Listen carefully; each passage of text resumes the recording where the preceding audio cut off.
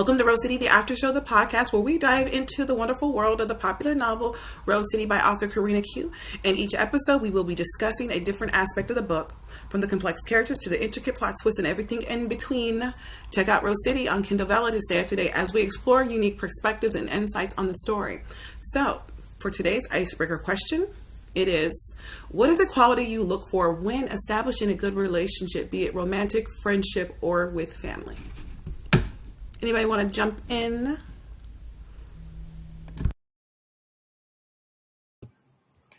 Well, I know for me, I look for a good friendship connection, like how things flow, between conversations and, even throughout time when you're building something. Do they put a lot of pressure on you to perform, to show up? If you're having a bad day, what does that look like? What are their responses to, and then of course, having that mutual respect, and I was writing down some notes while we were talking earlier. Definitely trust, can you trust them? How they respond to things when you say things that may not quite be the normal social, what they're talking about out in society. If you say things that are a little bit off, are they weirded out by it? Are they chastising you? Are they allowing you freedom of speech? Empathy, understanding, it's a lot. It's a loaded question. There's a lot that goes into that, but it's just really seeing how you feel in and out of different situations, as you interact with that person, because you're not going to know the first time you meet them, because everybody's putting their best foot forward. Everybody's trying to, act like they're not the devil at home, so just about, gauging and seeing that over time. I was thinking about even how, when we met, we've gotten so close in the past 5 years, and we've been friends for, almost over 20 years, and the connection we have now, is so much more vast and deeper than it was in the previous, 10 years, so you never really know how your relationship will develop, over time, whether that's with your, in a relationship with a intimate partner or, a friendship, with someone else. So that's, some of the things that I look for.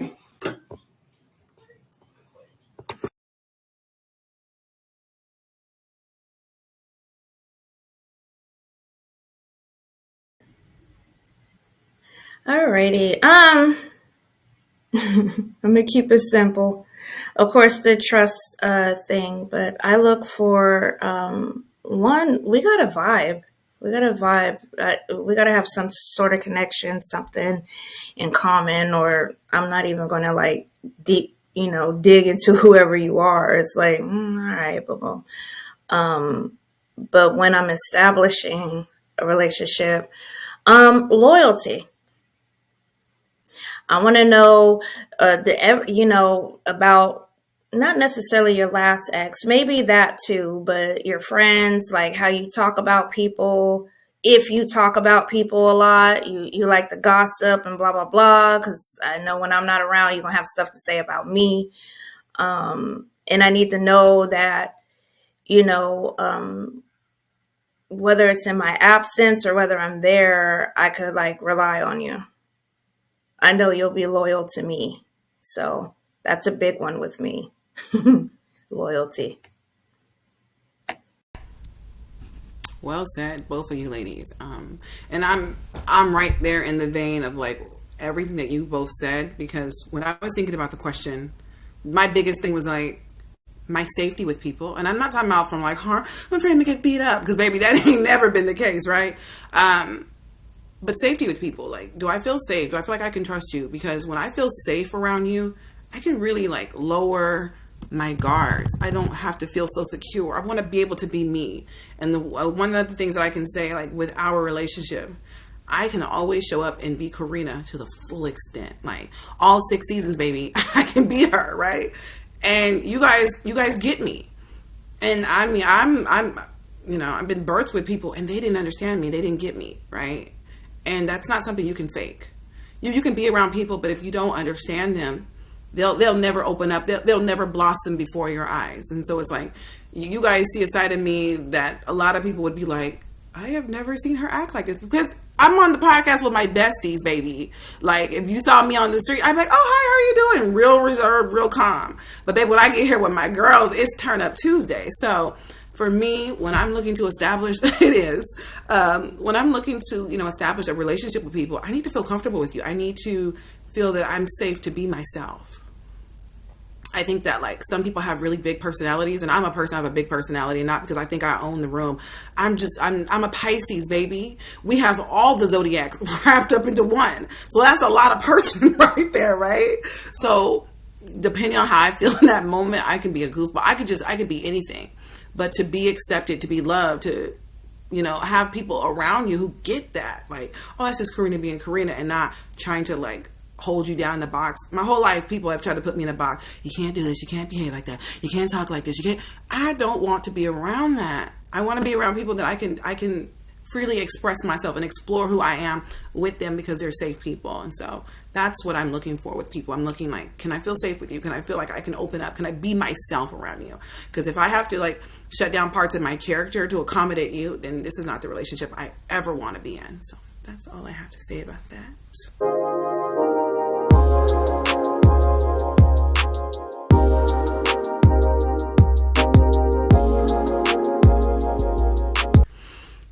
Ladies, what were your thoughts on chapter 35? Them damn interruptions, like, give me a little something, because Alicia was upset. She sent me a text message last night going in.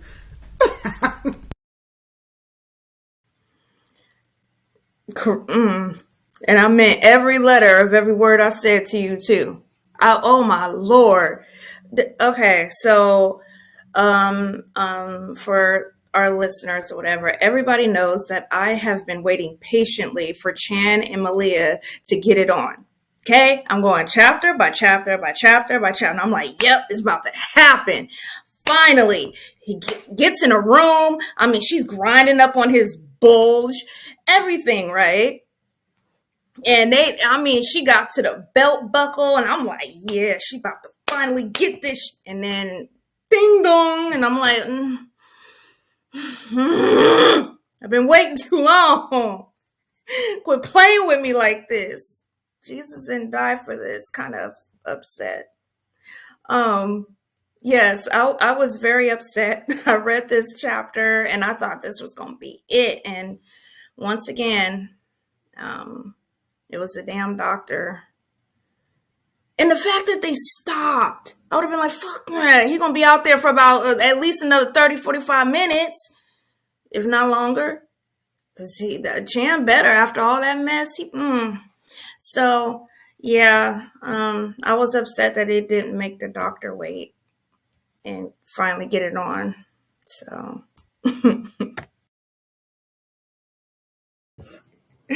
I remember when we were talking about this scene a while ago. And so I remember, because I think you wanted to let it happen originally. And then we were like, well, wait, what if we just let that tension build and, we just go for it. So as much as we wanted it to happen, we were just like, no, for the sake of the story, let's just build that tension. And because I was irritated. Every time I read this chapter, I'm irritated. And I'm like, dang, we did this ourselves. Because I'm just like, oh, my God. And I don't want to say too much because we got the questions coming, but I was really irritated that they stopped, when the doctor came, that Alicia. See how the devil do you?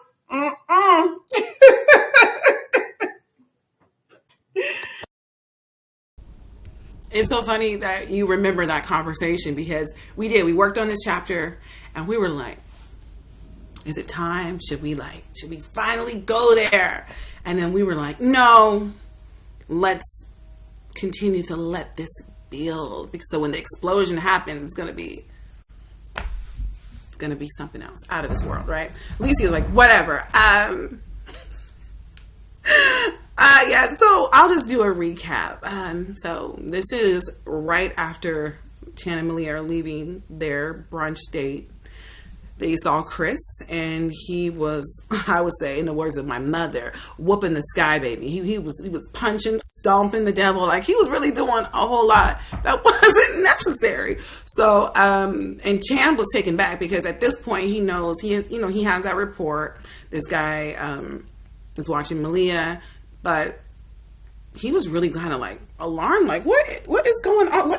Who is that over there fighting the air? Like, it was definitely giving this energy of like, yeah, this is a whole psychopath. So they're in the car, holding hands, and they're both just kind of in deep thought. Malia's thinking about what's going on and how, if and when she should tell Chan. Chan's thinking about, oh, I gotta fix this because he's messing up some stuff and he's dangerous. And why isn't baby girl telling me? Like, I need to know, like, why you don't want me to know? Like, so he's going through all of that. They get back to Malia's condo, and oh, I like your Christmas lights up in the back. I just noticed that. I'm a sucker for lights, baby. Yeah. So, they get back to her place, and they're just talking, and Chan's, oh, you're a really nice place, and all this type of stuff. And then, baby, he gets bold with it. He's like, you know what? I want a tour of your place. And she's like, oh, okay. He's like, let's start in the bedroom.